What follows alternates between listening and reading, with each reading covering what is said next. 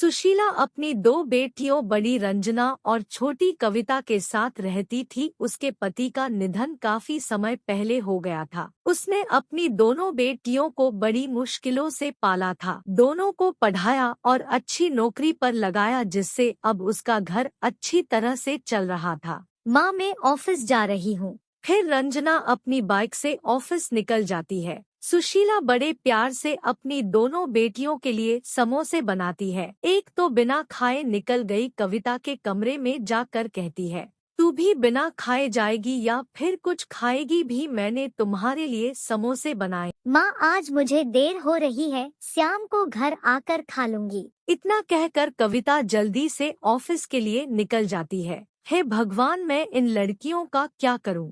एक दिन सुशीला की बुआ उसके घर आती है और कहती है, लड़कियां जवान हो गई है, उनके बारे में भी कुछ सोचो। मेरी नजर में एक रिश्ता है, एक बार तुम देख लो, शायद तुम्हें पसंद आए। ठीक है बुआ जी, जैसा आप कहें। सुशीला को रिश्ता पसंद आ जाता है और बड़ी बेटी की शादी उससे कर देती है। रंजना एक दिन किचन में काम कर रही होती है तो उसका पति आकर कहता है, रंजना, माता जी को जल्दी नाश्ता दे देना, उन्हें दवाई खानी होती है, इसलिए नाश्ता टाइम से देना होता है। अभी मुझे टाइम लगेगा और मुझे ऑफिस की भी जल्दी हो रही है। उसका यह व्यवहार देखकर उमेश सोचता है कि इसमें तो बड़ा रूखापन है। उमेश वहाँ से चला जाता है। रंजना हमेशा से ही अपने आप को सुपर रखती है। वो जो भी कहती है वह चाहती है कि उसकी बात को कोई न काटे। उसे जो भी सैलरी मिलती वह अपने ऊपर ही खर्च करती, जो मर्जी खाती, जहाँ चाहती घूमने चली जाती, घर में एक भी पैसा नहीं देती। इसी व्यवहार से उसके परिवार के लोग उसकी ओर ध्यान नहीं देते। कुछ दिनों में छोटी बेटी कविता की शादी भी हो जाती है और वो भी अपने ससुराल चली जाती है। उसके परिवार वाले उसका पूरा ख्याल रखते, क्योंकि वह भी अपने परिवार का पूरा ख्याल रखती। कविता के जन्मदिन पर उसका ससुर सभी को अपने घर खाने पर बुलाता है। एक दिन दीनानाथ अपनी पत्नी से कहता है, राधा, जो कंगन मैंने तुम्हें शादी के बाद दिए थे, मेरा मन करता है यह कंगन कविता बहू को दे देते हैं। वह स्वभाव की भी अच्छी है और हमारा कितना ध्यान भी रखती है। हाँ, क्यों नहीं, मगर एक बात है, हमारी बेटी नीना को भी यह कंगन बहुत पसंद है।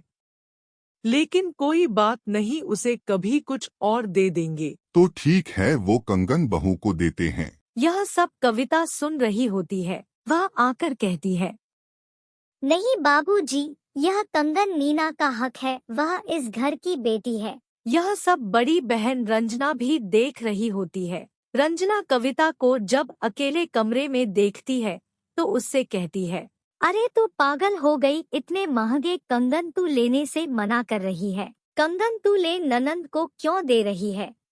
नहीं दीदी, ये सब दिखावा है। मुझे तो इन लोगों का जो प्यार मिल रहा है वो ही बहुत है। मेरा परिवार मेरा कितना ख्याल रखता है, बस मुझे कुछ और नहीं चाहिए। अरे तू तो पागल है, इतने महंगे कंगन छोड़ रही है। शाम को जब पार्टी चल रही होती है तो दीनानाथ कविता को कंगन देता है और कहता है, तुम मेरी बेटी की तरह हो, यह तुम्हारे लिए है। फिर वो अपने बेटे को कहता है, यह लिफाफा तुम्हारे लिए है, इसमें तुम्हारे नाम से ली गई एफडी है जो मैच्योर हो गई है। जो तुम लोग मुझे सैलरी देते थे, मैं उसे बैंक में डाल देता था और अपनी पेंशन से घर का खर्चा चलाता था। इस रुपए से अपने लिए एक घर लेना जो बहू के नाम पर होना चाहिए। रंजना यह सब देख रही होती है और सोचती है, मेरे सासुर ने कभी मुझे इतना प्यार नहीं दिया। मैंने भी तो उनके साथ अच्छा नहीं किया, अपने आप को हमेशा उन लोगों से ऊंचा समझा। काश मैं भी उनकी सेवा करती तो मुझे भी कविता की तरह प्यार मिलता। यह सब देखने के बाद रंजना का स्वभाव भी बदल गया। वो अपने सास ससुर की सेवा करने लगी और पति का भी ध्यान रखती। अब उसके घरवालों ने भी उसे माफ कर दिया, उसका परिवार भी अच्छा चलने लगा। इससे यह सीख मिलती है कि अगर आप दूसरों को प्यार दोगे, उनकी इज्जत करोगे तो तुम्हें भी वो सब मिलेगा जो तुम उनको दोगे।